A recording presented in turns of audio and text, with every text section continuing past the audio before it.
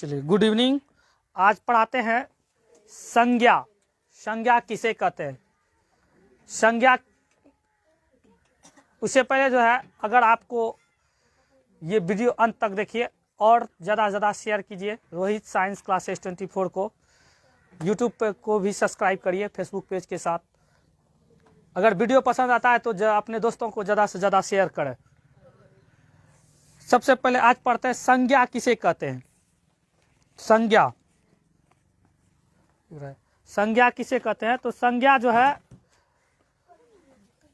किसी वस्तु, स्थान, व्यक्ति के नाम को संज्ञा कहते हैं। किसी व्यक्ति, वस्तु, स्थान के नाम को संज्ञा कहते हैं। पहला है संज्ञा। संज्ञा, ठीक है ना। संज्ञा किसे कहते हैं?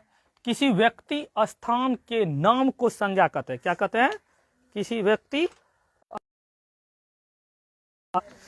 चलिए, अब देखिए समास संज्ञा में क्या बताए। संज्ञा में जो है किसको कहते हैं? तो संज्ञा में जो है किसी व्यक्ति, स्थान के नाम को क्या कहते हैं? संज्ञा कहते हैं। जैसे श्याम, घड़ी, चादर, पुस्तक, लज्जा। जैसे राम, श्याम, मोहन, लज्जा, ये सब जो है, ये सारा चीज क्या है? संज्ञा। किसी व्यक्ति जो इसका नाम ले लेगा वह क्या हो जाएगा? संज्ञा हो जाएगा। ठीक ना, समझ में आया? ताजमहल हो गया, ट्रेन हो गया, जो चीज तुम नाम ले, टेबल, कुर्सी, बेंच, डेस्क, जितना चीज, वो सारा चीज क्या है? वो संज्ञा है। समझ में आया? जितना चीज दुनिया में जिस नाम लेते हैं, किसी व्यक्ति, कितना आसान परिभाषा है। किसी व्यक्ति, स्थान के नाम को क्या कहते हैं? संज्ञा कहते हैं। संज्ञा के 5 भेद है। कितने भेद है? संज्ञा के कितने भेद है दोस्तों? 5 भेद है। कितने भेद है संज्ञा के? कितने भेद है? जातिवाचक, व्यक्तिवाचक, भाववाचक, समूहवाचक और द्रव्यवाचक। संज्ञा के कितने भेद हैं? संज्ञा के 5 भेद है। संज्ञा के कितने भेद है? 5 भेद। जातिवाचक, पहला क्या है? संज्ञा के कितने भेद है? संज्ञा के जो है 5 भेद है। पहला आता है जातिवाचक संज्ञा। क्या आता है? जातिवाचक संज्ञा। जातिवाचक संज्ञा। दूसरा व्यक्तिवाचक संज्ञा। व्यक्तिवाचक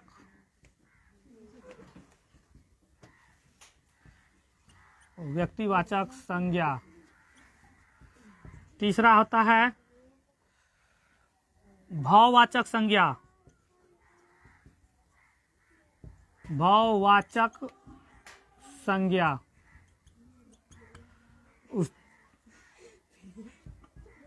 अरे शांत रहो, बहुत ठिठ आता है। उसके बाद होता है समूहवाचक संज्ञा।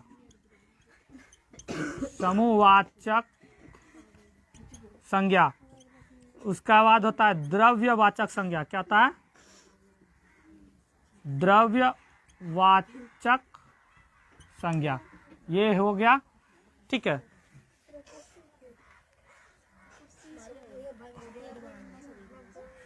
क्या छूट गया रे? जातिवाचक, व्यक्तिवाचक, भाववाचक, समूहवाचक, द्रव्यवाचक। हो गया। 5 भेद है। संज्ञा के कितने भेद है? 5 भेद है। जातिवाचक संज्ञा, व्यक्तिवाचक संज्ञा, भाववाचक संज्ञा, समूहवाचक संज्ञा और द्रव्यवाचक। इसमें ही परिभाषा लिखा है। बस एकाग्रचित्त होकर आपको समझने की जरूरत है। अगर पढ़ने में लोग को मन नहीं लगता है, लेकिन वही फिल्म जब देखता है ना, तो कितना एकाग्र, एक एक पॉइंट याद रहेगा उसको। आज इस सीरियल में जो है ना, सौस ननद को कैसे मारा, हीरो कौन चीज, कैसे हीरोइन को पाया, वो सारा चीज पता रहेगा। लेकिन पढ़ने में मन नहीं लगता है, इसलिए पढ़ना है तो पढ़ने के लिए एकाग्रचित्त रखो, ब्रेन को शांत रखो, तभी बेहतर करेगा। ठीक ना, बोर्ड पे फोकस रखो। तो जातिवाचक संज्ञा किसे कहेंगे? जातिवाचक संज्ञा कहेंगे जिससे किसी खास जाति का बोध कराता है। क्या होता है? जिससे जो है जाति भर का बोध कराता है, कि जिससे क्या कराता है?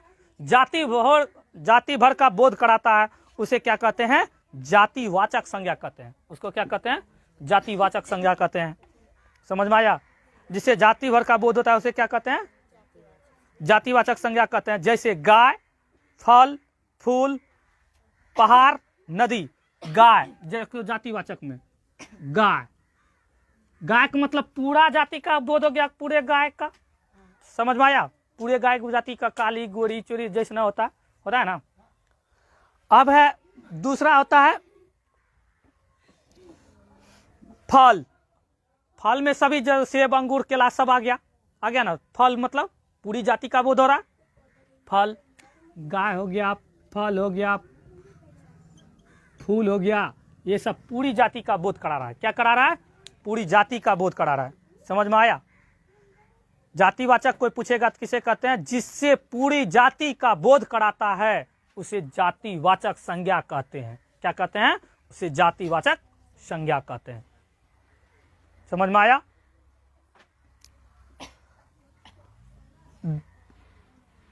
दूसरा है व्यक्तिवाचक संज्ञा। व्यक्तिवाचक संज्ञा किसे कहते हैं? कोई पूछेगा व्यक्तिवाचक संज्ञा किसे कहते हैं? तो व्यक्तिवाचक संज्ञा जिससे किसी एक व्यक्ति या पदार्थ का बोध होता है। जिससे क्या होता है? एक व्यक्ति या पदार्थ का बोध होता है उसे व्यक्तिवाचक संज्ञा कहते हैं। जिसमें एक का बोध होता है, क्या होता है? जिसमें एक चीजों का बोध होता है तो उसे जो है व्यक्तिवाचक संज्ञा कहते हैं। क्या कहते हैं? उसे व्यक्तिवाचक संज्ञा कहते हैं। समझ में आया? अब देखो व्यक्तिवाचक संज्ञा में क्या हो गया? हिमालय दुनिया में एक है ना, हिमालय हो गया तो व्यक्तिवाचक संज्ञा। गंगा दुनिया में एक है, हिमालय, गंगा। पटना, श्री राम, एक ये जाति का बोध करा, यानी एक वो व्यक्ति का बोध करा रहा है। क्या करा है? समझ में आया? जिससे एक क्या हो रहा है? किसी एक व्यक्ति या पदार्थ का बोध होता है उसे क्या कहते हैं?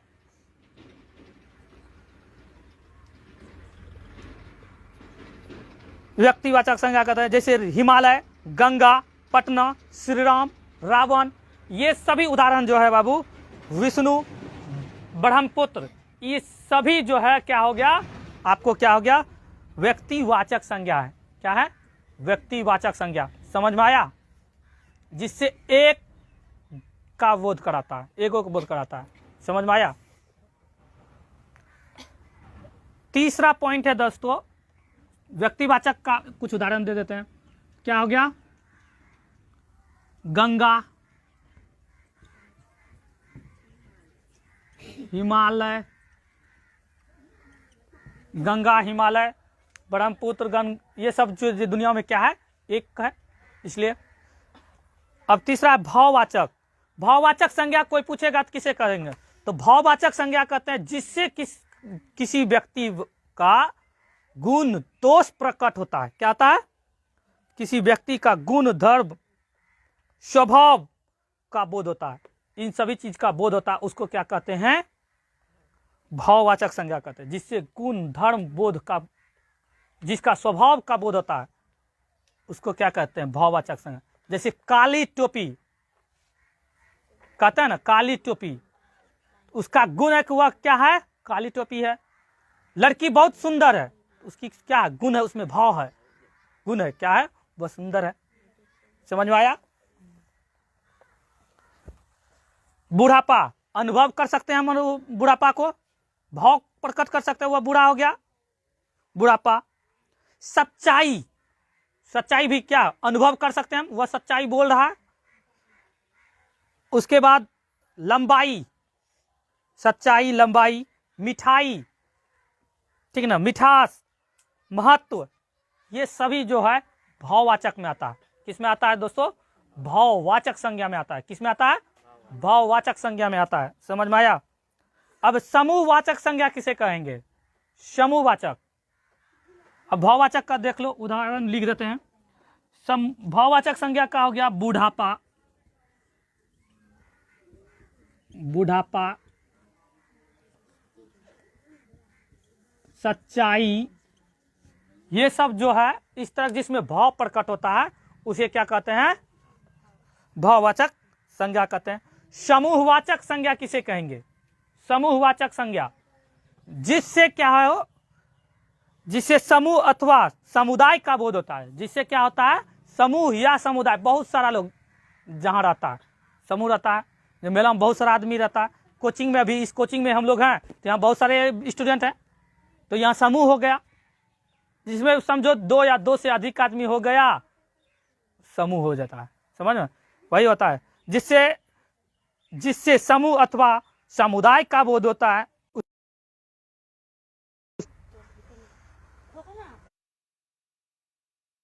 समझ में आया?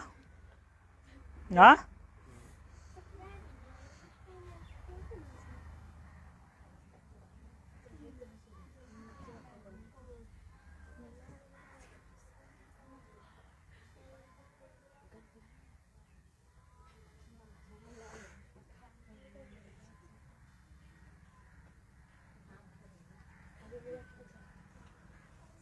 अब बात करते हैं समूहवाचक के बाद।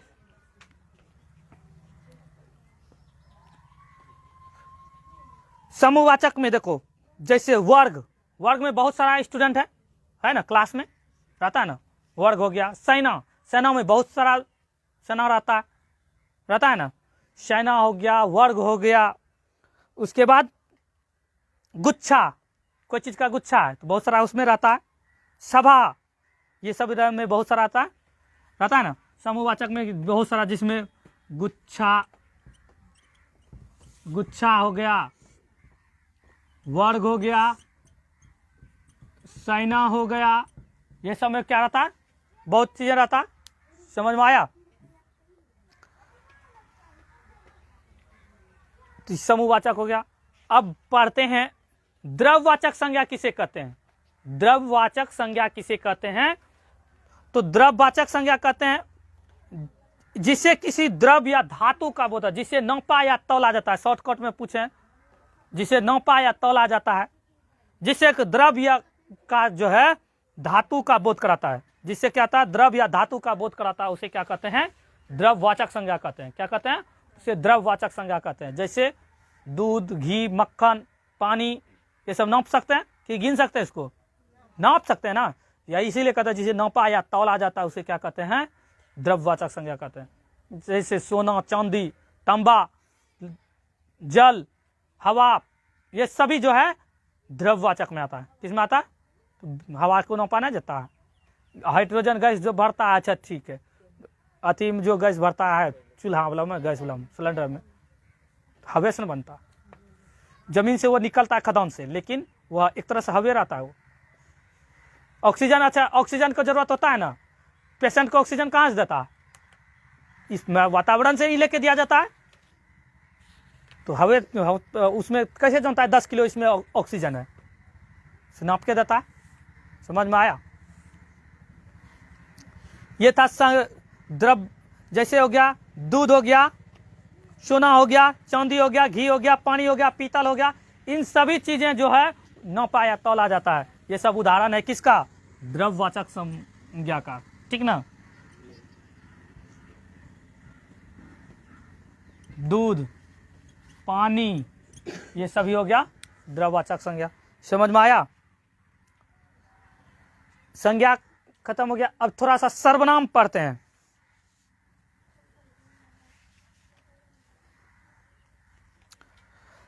सर्वनाम किसे कहते हैं? जो संज्ञा के बदले क्या होता है? जो संज्ञा अथवा नामों के बदले, जो जिसे संज्ञा या नामों के बदले जिसे लिखा जाता है उसे सर्वनाम कहते हैं। यानी कि शॉर्टकट में अगर बोले तो संज्ञा के बदले में जिसका उपयोग करते हैं उसे सर्वनाम कहते हैं। समझ में आया? संज्ञा के बदले में जिसका उपयोग करते हैं उसके क्या कहते हैं? सर्वनाम कहते हैं। समझ में आया?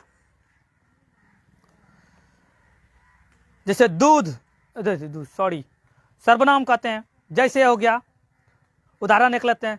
कल दिलीप आया और दिलीप ने कहा कि दिलीप को 2-4 दिन में कोलकाता जाएगा। यानी कि यही चीज को घुमा फिरा के बोला। दिलीप आया, दिलीप ने कहा कि 2-4 दिन में कोलकाता जाएंगे। कितना बड़ा बोला सर्वनाम में। सर्वनाम के 6 भेद होता है। कितने भेद होता है सर्वनाम के? सर्वनाम के 6 भेद होते हैं। कितने भेद होते हैं? सर्वनाम के 6 भेद होता है। पहला आता है प्रश्नवाचक सर्वनाम। पहला क्या आता है?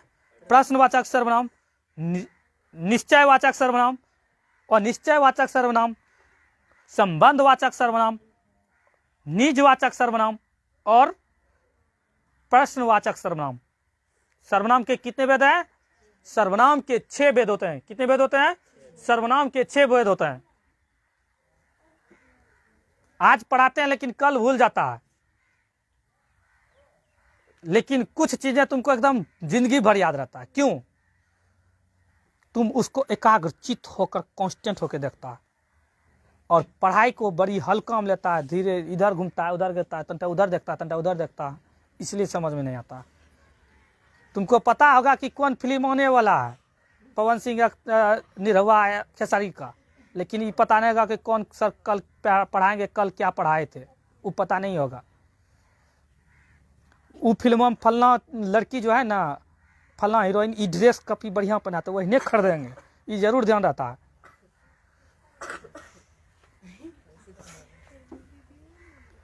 अब देखो सर्वनाम के भेद। सर्वनाम कितने प्रकार के होते हैं? 6 भेद होते हैं। पहला क्या बताए? पुरुषवाचक सर्वनाम। दूसरा निश्चयवाचक सर्वनाम। तीसरा अनिश्चयवाचक सर्वनाम। चौथा संबंधवाचक सर्वनाम। पांचवा निजवाचक सर्वनाम। छठा प्रश्नवाचक सर्वनाम। समझ में आया? सर्वनाम के कितने भेद है? 6 भेद, यानी 6 भेद है। अब पुरुषवाचक सर्वनाम किसे कहते हैं? स्त्री या पुरुषों के मेल को पुरुष कहते हैं। स्त्री या पुरुष के मेलों को जो कहते हैं पुरुषवाचक सर्वनाम कहते हैं। पुरुषवाचक सर्वनाम के 3 भेद है। पुरुषवाचक सर्वनाम के कितने भेद है? पुरुषवाचक पर सर्वनाम के 3 भेद होता है। उत्तम पुरुष, मध्यम पुरुष और अन्य पुरुष। इंग्लिश में ग्रामर में या ट्रांसलेशन में पढ़ा, फर्स्ट पर्सन, सेकंड पर्सन और थर्ड पर्सन पढ़ते हैं। तो फर्स्ट पर्सन का हिंदी होता है उत्तम पुरुष, सेकंड पर्सन का हिंदी होता है मध्यम पुरुष और थर्ड पर्सन का होता है अन्य पुरुष। ठीक ना? उत्तम पुरुष कहने वाले को जो यानी कि उत्तम पुरुष कहने या बोलने को उत्तम पुरुष कहते। बोलने वाले को क्या कहते हैं? उत्तम पुरुष कहते हैं। सुनने वाले को मध्यम पुरुष कहते हैं। जिसके बारे में कहा जाता है उसे उत्तम पुरुष कहते हैं। अन्य पुरुष कहते हैं, वही होगा। पहला हो गया जो है पहला क्या बताए? उत्तम पुरुष को। बोलने वालों को क्या कहते हैं? उत्तम पुरुष। सुनने वाले को मध्यम पुरुष। जिसके बारे में कहा जाए उसे कहते हैं अन्य पुरुष। समझ में आया? सर्वनाम के कितने भेद है? 6 भेद। पहला क्या बताए? पुरुषवाचक सर्वनाम। पुरुषवाचक सर्वनाम के 3 भेद, उत्तम पुरुष, मध्यम पुरुष और अन्य पुरुष। उत्तम पुरुष किसे कहते हैं? जो बोलता है उसे कहते हैं उत्तम पुरुष। जो सुनता है उसे, जैसे हम बोल रहे हैं, क्या हो गया? उत्तम पुरुष। तुम लोग सुन रहा है, मध्यम पुरुष। जिसके बारे में भी कह रहे हैं वह हो गया अन्य पुरुष। समझ में आया?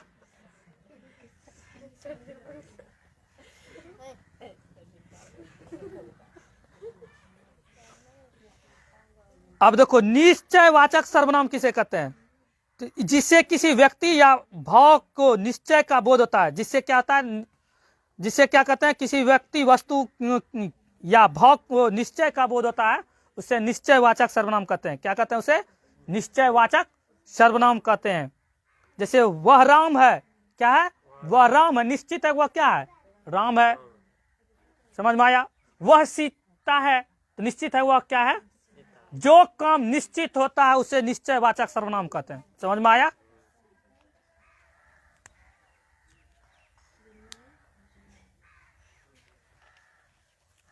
अनिश्चयवाचक सर्वनाम किसे कहते हैं? जिससे वस्तु, व्यक्ति या अनिश्चय का विरोध कराता है। जो कोई निश्चित नहीं हो, जिसमें किसी चीज का निश्चित नहीं रहता वो निश्चयवाचक सर्वनाम कहते हैं। जैसे कोई होगा, पता नहीं कौन होगा, मालूम नहीं है, कोई होगा, समझ में आया। कुछ दो, अब निश्चित है कि क्या देने के लिए करा, कुछ दो, निश्चित नहीं है, इसी हो गया अनिश्चयवाचक सर्वनाम। समझ में आया। अब संबंधवाचक सर्वनाम, जिससे किसी का संबंध प्रकट होता है, क्या होता है, जिससे किसी का क्या हो, संबंध प्रकट होता है, उसे संबंधवाचक सर्वनाम कहते हैं। उसे क्या कहते हैं, संबंधवाचक सर्वनाम कहते हैं। जैसे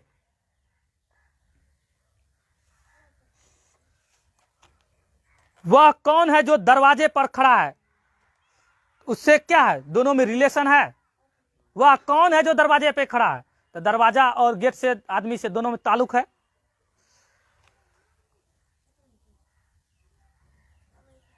जो कहो सो हो, जो कहो सो हो, तुम जो कहेगा वही होगा, दोनों में संबंध है। समझ में आया। राम की पत्नी सीता है ना, तो भी संबंध है दोनों में। समझ में आया। अब प्रश्नवाचक सर्वनाम किसे कहते हैं, जिससे प्रश्न का बोध होता है, किसी चीज का, कोई चीज का प्रश्न हो रहा है, क्वेश्चन हो रहा है,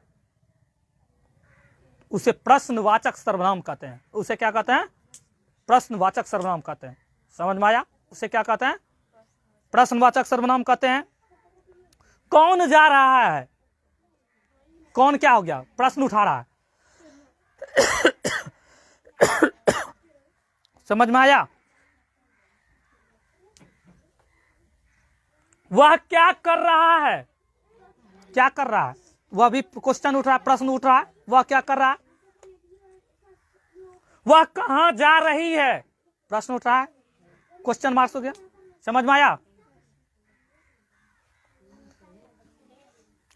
तो इसे कहते हैं प्रश्नवाचक सर्वनाम। आज हम आपको संज्ञा और सर्वनाम दोनों पढ़ाए, एक ही वीडियो में संज्ञा और सर्वनाम दोनों पढ़ाए। अगर ये वीडियो आपको पसंद आया तो ज्यादा से ज्यादा शेयर करिए। रोहित साइंस क्लासेस 24 को यूट्यूब पे भी सब्सक्राइब करिए और फेसबुक पेज को भी फॉलो कीजिए। थैंक यू, धन्यवाद, गुड इवनिंग।